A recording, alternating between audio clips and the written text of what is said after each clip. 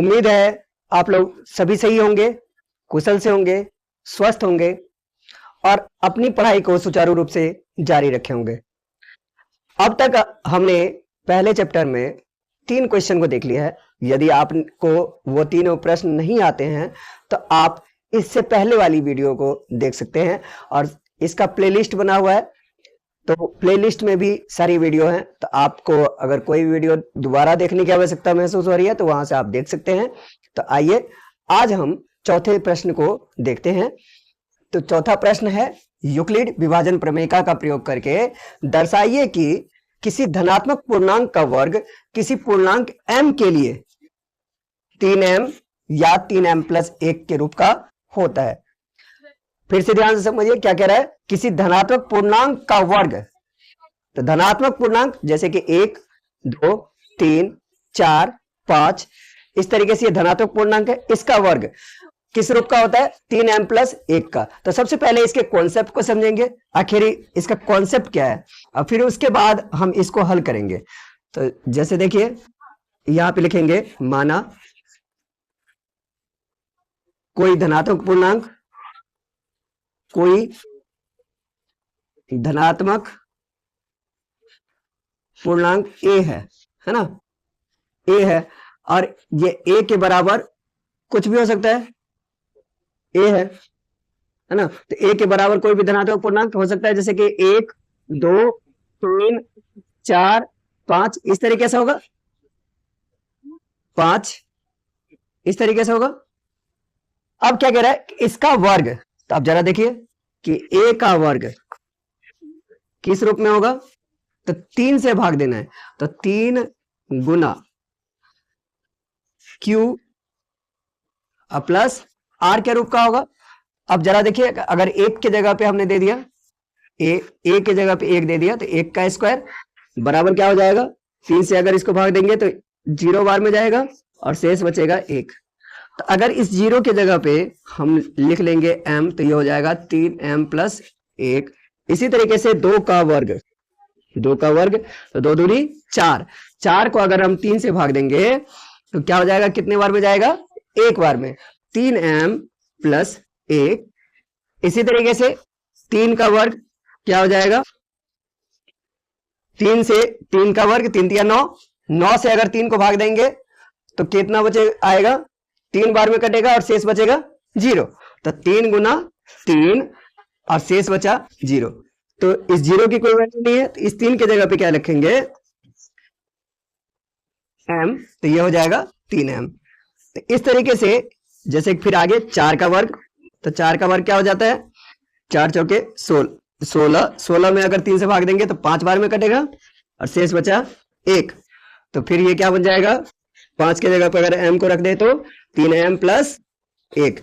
इसी तरीके से आप देख सकते हो कि 2 बार आया 3m+1 और 1 बार आया 3m, अब फिर आ गया 3m+1, फिर इसके बाद फिर से आएगा 3m+1, फिर आएगा 3m। तो इस तरीके से ये चलते रहेगा। तो ये इसका कॉन्सेप्ट है। लेकिन अगर परीक्षा में प्रश्न पूछे गए, हालांकि ये प्रश्न बहुत कम पूछा जाता है, अगर पूछा भी जाता है तो 4 नंबर में पूछा जाएगा या 5 नंबर में पूछा जाएगा। तो इस प्रश्न को अगर पूछा गया तो ये 4 या 5 नंबर का होगा, लेकिन इस तरीके से नहीं करेंगे, वहां पे अलग तरीके से करेंगे। तो किस तरीके से करेंगे, तो ये समझने के लिए आप इस वीडियो को पॉज कीजिए और फिर इसको नोट कीजिए होगा। अब आइए इसको हल करते हैं। हल, यहां पे सबसे पहले क्या लिखेंगे, माना कोई धनात्मक पूर्णांक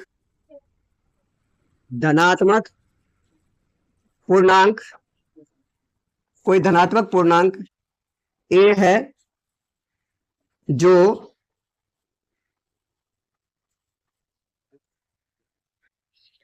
3q + 1 या 3q + 2 के रूप में है।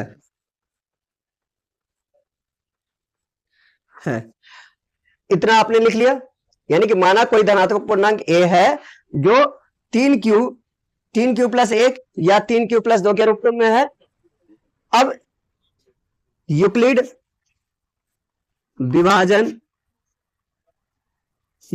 विभाजन प्रमेय के अनुसार क्या होता है? के अनुसार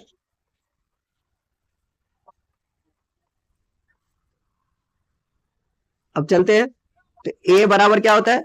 बी क्यू प्लस आर।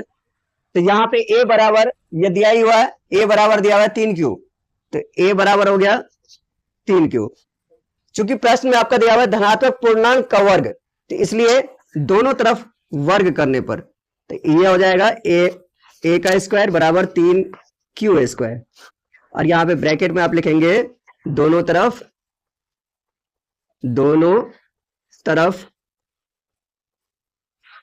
वर्ग करने पर।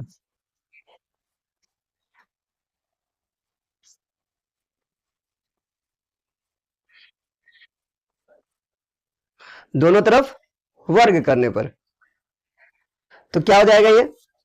ये हो जाएगा ए का स्क्वायर, तो ए स्क्वायर ही हो जाएगा, और 3 का स्क्वायर 3 तिया 9 Q स्क्वायर। अब यहां पे चूंकि आपको किस रूप में दिखाना है? 3m या 3m प्लस 1 के रूप में, तो इसमें से क्या करेंगे? 3 को अलग करेंगे, तो यह हो जाएगा ए स्क्वायर बराबर 3 को बाहर करेंगे तो क्या बचेगा? 3Q square. अब देखिए, तो ये हो जाएगा ए स्क्वायर बराबर, अगर इस 3Q के जगह पे m लिख देंगे तो क्या हो जाएगा? 3m। तो यहां पे लिखेंगे 3Q बराबर m। हमने ऐसा माना है, 3Q स्क्वायर बराबर m, ये हमने माना है। ठीक है, पहले आप इसको पॉज करके नोट कर लीजिए, फिर इसके बाद इसके बाकी दो को हम करेंगे।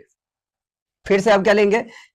a बराबर 3Q प्लस 1। अब इसमें भी दोनों तरफ वर्ग करेंगे, तो ये हो जाएगा a का वर्ग स्क्वायर और ये 3Q का प्लस 1 का स्क्वायर, और यहां ब्रैकेट में लिखेंगे दोनों तरफ वर्ग करने पर। दोनों तरफ वर्ग करने पर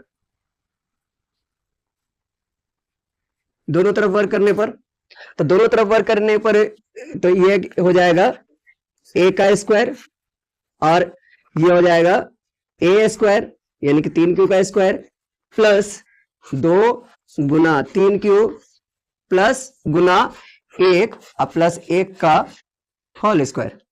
तो आगे फिर क्या हो जाएगा? ये a स्क्वायर बराबर 9Q स्क्वायर प्लस 6Q और प्लस 1, क्योंकि 2 तिया 6 गुना 1 6, तो 6Q प्लस 1 का स्क्वायर होता है 1।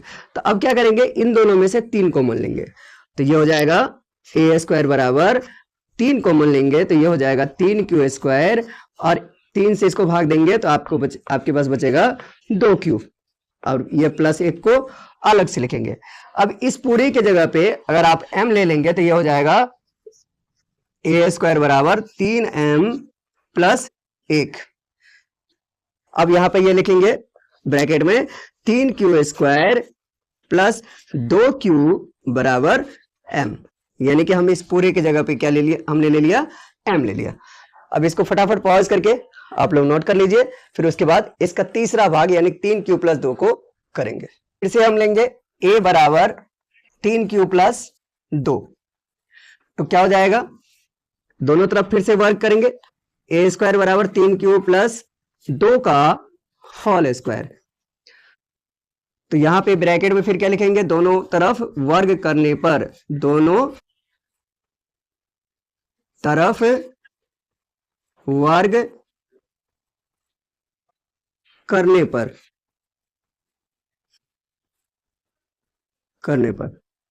दोनों तरफ वर्ग करने पर तो a का वर्ग क्या हो जाएगा?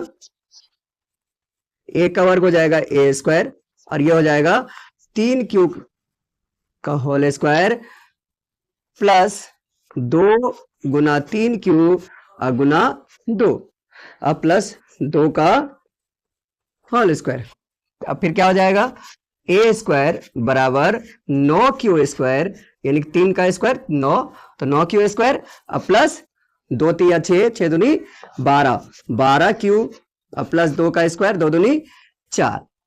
अब फिर से आप एक बार देखिए, यहाँ पे a² बराबर यहाँ पे 9q² प्लस 12q, और इस 4 को हम 12q, इस 4 को हम क्या लिखेंगे 3 + 1। तो अब इसमें से, इस तीनों में से, यानी कि यहां से लेके इसमें से क्या करेंगे आप 3 को कॉमन लेंगे, ये हो जाएगा a² बराबर 3 कॉमन लेंगे तो ये बचेगा 3q² प्लस 3 से इसको भाग देंगे तो ये हो जाएगा 4q, और यहां पे बच जाएगा 1, यानी कि 3 से 3 को भाग देंगे 1, और ये प्लस 1 ये वाला यहां पे आ जाएगा। तो अब इस पूरे के जगह पे आप क्या लिखेंगे m, तो यहां पे लिखेंगे a² बराबर 3m प्लस 1, और यहां पे फिर से ब्रैकेट में लिखेंगे 3q² प्लस 4q प्लस 1 बराबर m। ठीक है, समझ में आ गई होगी बात।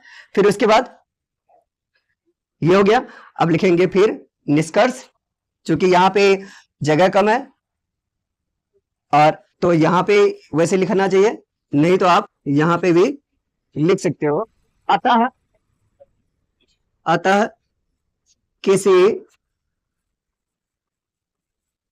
धनात्मक पूर्णांक का वर्ग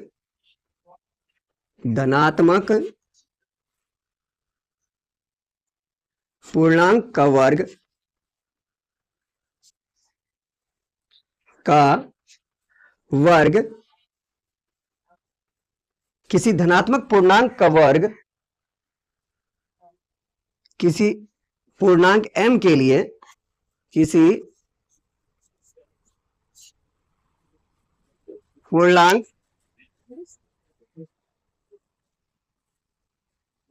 m के लिए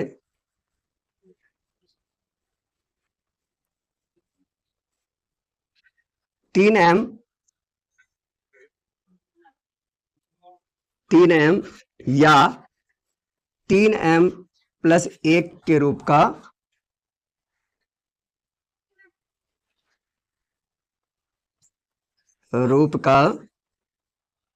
होता है।